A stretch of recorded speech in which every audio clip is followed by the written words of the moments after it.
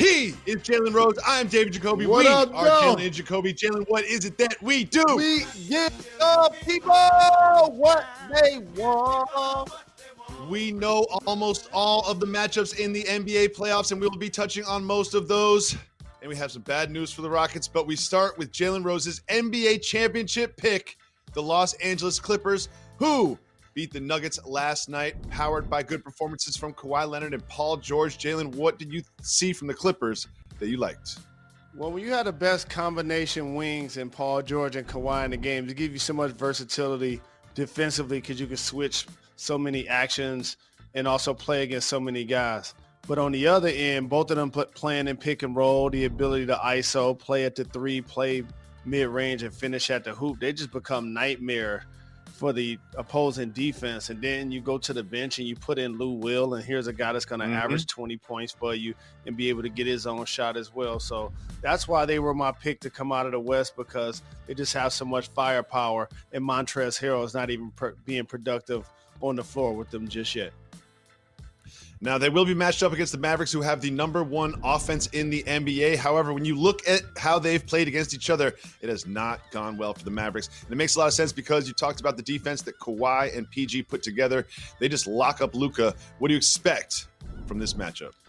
This is the worst matchup for Luka and the Mavs because they like to play small ball. Rick Carlisle does a great job of getting so many guys under 6'6" in so many different lineups where they can dribble, pass, and shoot. And he really just, tries to maximize his team. But when you go against the Clippers, that plays into their hands. And Patrick Beverly is another defender that they have on the perimeter that really is going to get the Mavs a lot of trouble. So look for Luka to have his breakout moments. Same with Kristaps. They're terrific young players. But, man, the Clippers should win this series in 5 if they're focused. They absolutely should. And you mentioned the Mavs playing small ball. The Clippers' opponent last night, the Nuggets, what were they playing?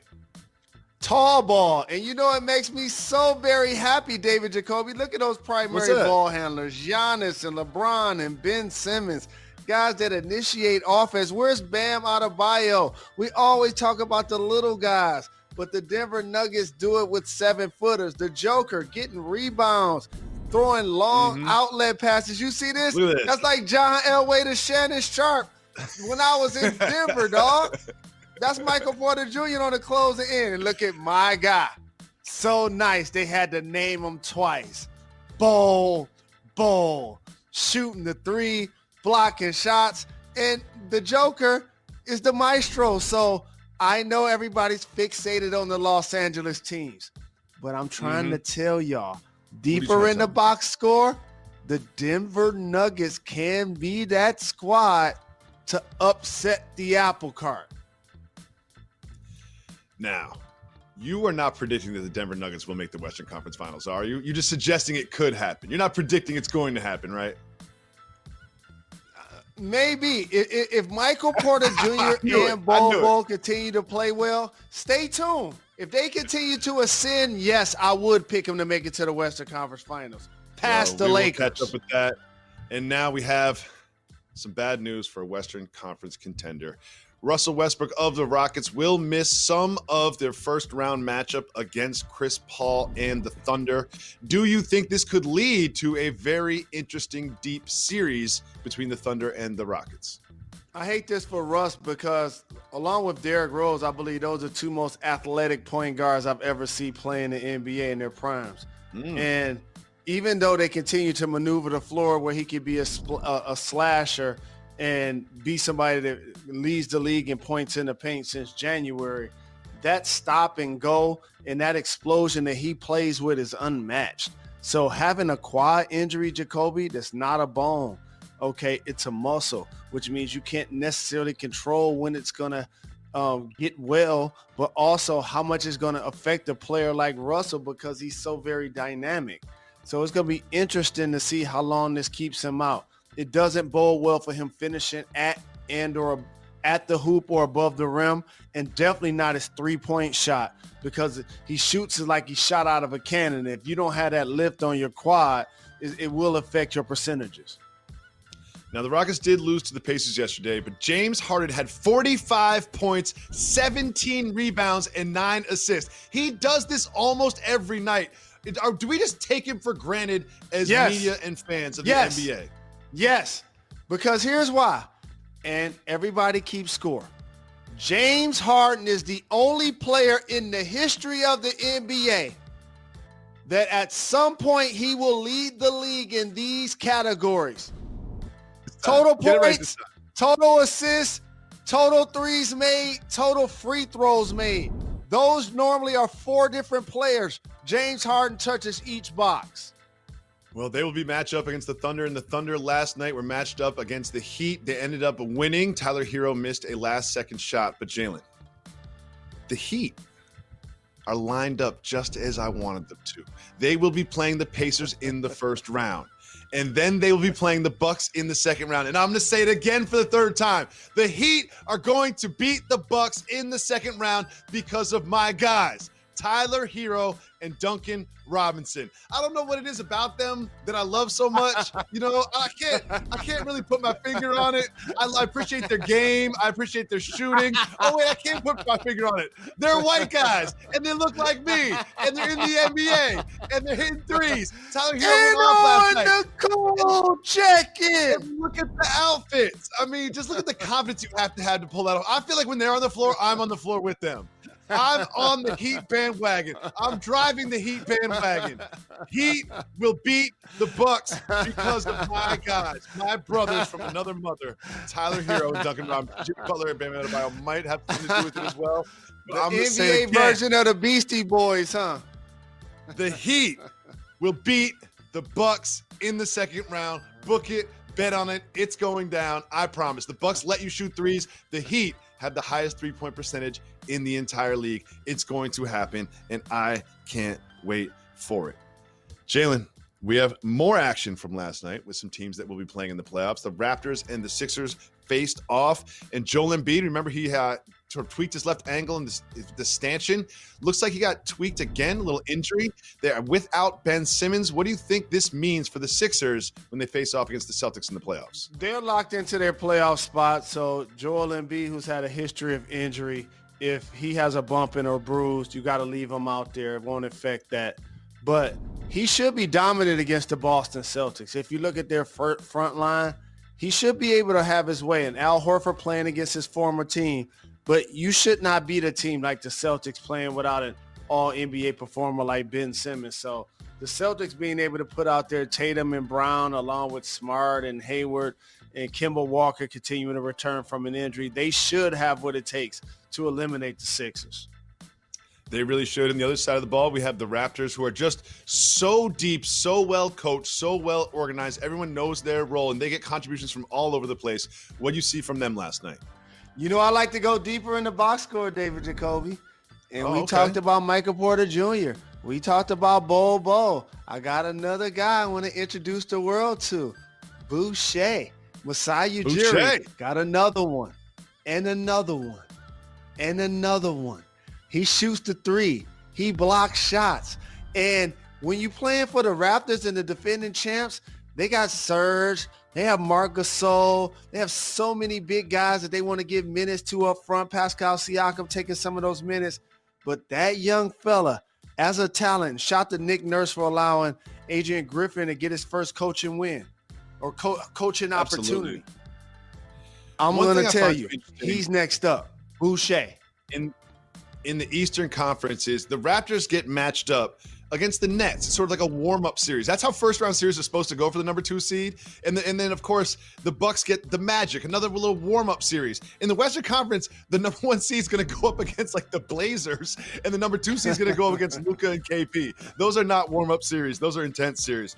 Jalen, there's been an interesting survey conducted by Tidewatch on behalf of ESPN. They talked to 537 sports fans over 18 years old, and they discussed a lot. And one of the things they discussed was how sports fans feel. Do they support athletes kneeling during the national anthem? And their results were mixed, but 56% of them said they do support athletes kneeling. It was 50-50 with white people. It was 84-16 with black people.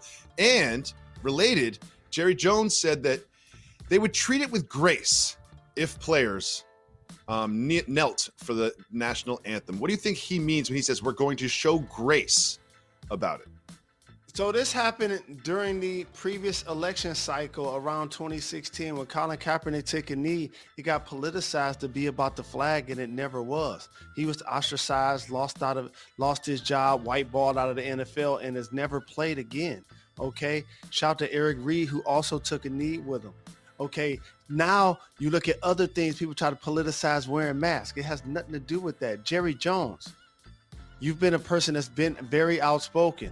In the past, you've taken a knee with your team. And so have a stance and own it. Jacoby, as you know, it doesn't matter if somebody takes a knee or if somebody stands. I support their right to do either one. Mm-hmm. How about that?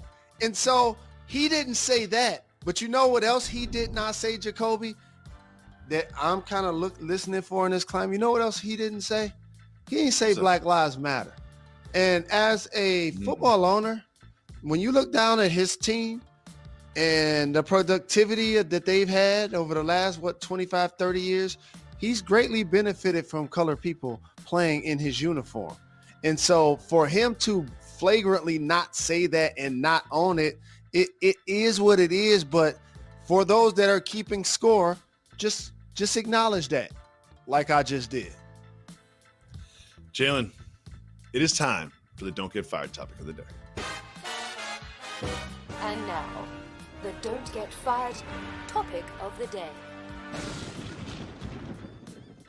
Jalen, sex doll companies are saying that their sales have doubled during the coronavirus. Now, I'm not here to kink shame anybody, but a sex doll just seems like one of the most ridiculous purchases on the face of the planet. If you are that lonely that you need to buy a whole human being replica to keep in your closet and then enjoy romantic encounters with, then you've got more problems than just being lonely. That's my opinion. Jalen, are you going to be buying a sex doll? Once made a hit record called Me So Horny, and this kind of fits the bill for people I think that would do something like that. And I agree with exactly what you said. This is going a little bit too far.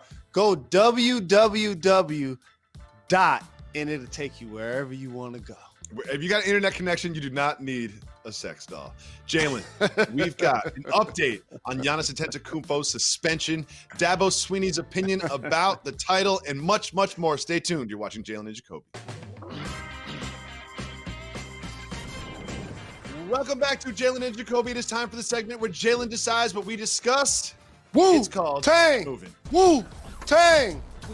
If you want to discuss the topic, hit the brakes. If not, me and Method Man keep it moving. And we start with Giannis Antetokounmpo has been suspended. Keep it moving or hit the brakes. Keep it moving. Can't be making decisions like this. We keep it moving. George Kittle just got paid. Keep it moving or hit the brakes. No surprises. One of the top 2 tight ends in the game. Keep it moving. We keep it moving. We keep it moving. Dabo Swinney has an interesting opinion about this year's hit the college brakes. football season. He says that playing a season without 2 of the Power 5 conferences, the Pac-12 and the Big Ten, will not diminish the value of the title. Do you agree with Dabo? I agree that I saw a Hembo stat earlier that the last handful of years, the Pac-12 and the Big Ten are winless in BCS games. That's a fact. Can't argue with that. But we can't act like not having all 5 power teams doesn't diminish or create an asterisk. I know the SEC want to pump up their chest and be like they're bigger than the sport. I know the ACC with Clemson want to thump out their chest and say as long as we were in it, it's valid. But it doesn't work like that, fellas. It's still going to be an asterisk next to it if you don't have the other 2 power conferences.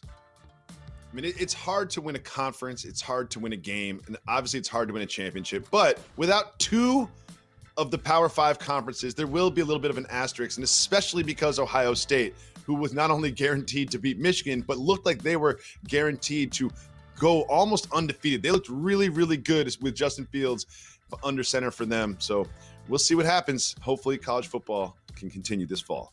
Moving on. Baseball's hero, Joe Kelly, had something interesting to say about hit the brakes. Keep moving, hit the brakes. Joe Kelly, who famously, I don't know, intentionally threw at the Astros, said, quote, "They cheated. Everyone knows they're cheaters.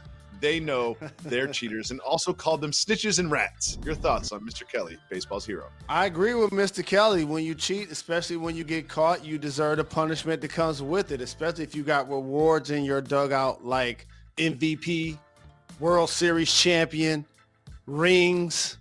Of course, you're going to have some retribution happening throughout the league. No surprises. Shout to Mr. Kelly.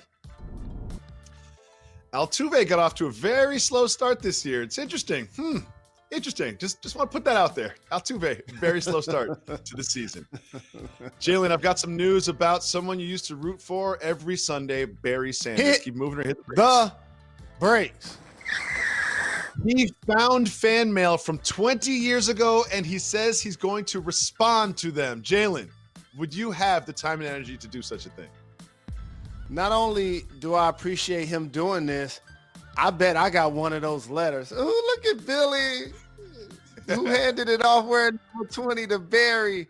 Both, at the spin cycle, turning back around. Ooh. Look, that's how you hit the hole without a fullback. They used to give it to Barry in the run and shoot. And he just find ways. Lomas Brown was really the only guy he had blocking for him. And so he's always been a gracious individual, so I'm not surprised he's going to do this. Jalen, imagine the Lions play 16 regular season games this season, which is hard to imagine, to be honest with you. How many wins do they get? Matthew Stafford returns. 4? We got Galladay. Maybe 4? Maybe 4? 10. 10 or 11. Oh, you're hilarious. I say that every year. I say we're going to go to win 10 or 11 games every year. And probably it's happened maybe 2 or 3 years. It has not happened in the decade we've been doing this show. Moving on, Mike Trout continues. Hit the brakes. Let's give him some love. Mike Trout has 7 home runs in the last 9 games. Again, 7 home runs in 9 games. 8 home runs on the season. What do you think about Mike Trout? Jacoby, I got to ask you, as a father and as a husband with 3 kids, Mike Trout just had a baby. Do you feel like it gave him some sort of testosterone boost that has allowed him to perform at this level since he's had his kid? No, absolutely not. Kids just make you tired. They make you fat. They make you frustrated. They make you mad. He's just a great athlete. It's unrelated to him having a kid. Moving on, we have an update on how some people will be celebrating the life of Kobe Bryant. Keep moving and hit the brakes. The brakes. Nike's going to honor Kobe Bryant with a Mamba Week, and Orange County is going to have a Mamba Day, and that is going to be 2 Mondays from now, August 24th. Obviously, more than number 24 and 8. What do you think about Mamba Day and Mamba Week? Well-deserved. Rest in peace to Kobe and his daughter Gigi. Prayers to all of the families affected directly and indirectly by the horrific crash that led to them losing their lives. And I anticipate that our show is going to be doing the same thing that exact week. 20 years ago, Kobe Bryant won his first championship. We have to talk about the 81-point game and celebrate him, celebrate his statue, do whatever we can to continue to uplift his legacy in our own way. And I feel that the pandemic, the coronavirus that changed all of our lives so dramatically sort of took the attention away from the passing of Kobe Bryant. I hope that the NBA plans on celebrating him throughout these playoffs and in the finals in a way that is appropriate. Jalen, we've got so much more updates on the NBA playoffs coming next. Stay tuned. Follow me! Welcome back to Jalen and Jacoby. Jalen, we know all of the NBA playoff matchups except for one, because we have the play-in for the playoffs. I'm going to make this pretty simple. The Grizzlies win, and they get to play in. The Blazers win, they get to play in. Phoenix needs a little help. The Spurs, it ain't going to happen. Jalen, how do you think it's all going to play out at the end of tonight? Well, the way you always hate on the Spurs, it's only your luck that they'll be in the play-in game. For Memphis, it's unfortunate that Jaren Jackson Jr. got injured, so they won't be as formidable as a number 8 seed. I would like to see the Phoenix Suns and Devin Booker play against the Portland Trail Blazers. as many basketball games as possible and then see the Portland Trail Blazers play against the Lakers in the first round. That's what I hope happens. Yeah, I feel that could be the case. However, all the Grizzlies need to do is win today. All they need to do is win. This is essentially a playing game for them right now. And if they do win today, they're going to get waxed by the Blazers. And then we'll get that Dame and the Blazers matchup against the Lakers. You know the Lakers are looking has Avery Bradley been contacted yet? Like, how many times LeBron called him, AD called him, Frank Vogel called him? Like, someone's got to get Avery Bradley to Orlando, especially with the Blazers looming. Can I be a voice of reason on this? However, and for weeks I've been saying that if there is a team to give the Lakers problems, it would be the Blazers. And for me, Dame is the Jada Kiss of the NBA because he's top 5 dead or alive. However, going against the Lakers in the first round, they're going to have trouble with LeBron. They're going to have trouble with Carmelo's going to cover LeBron? Gary Trent Jr. I know a lot of people feel like the Blazers are going to win. Carmelo covered AD? I'm not one of those people. I feel like the Lakers should find a way to win that series if they play against the Blazers in 6 at the most. People are forgetting this too. CJ McCollum has a fractured back. I don't know how he's doing what he's doing with a fractured back. If I just sleep wrong and my back hurts, I can barely move for the entire day. I do not see the Blazers beating the Lakers. I don't even see it going 6. And I do see Dan Le Batard and highly questionable next. And I do see us coming back tomorrow with all the playoff seedings set.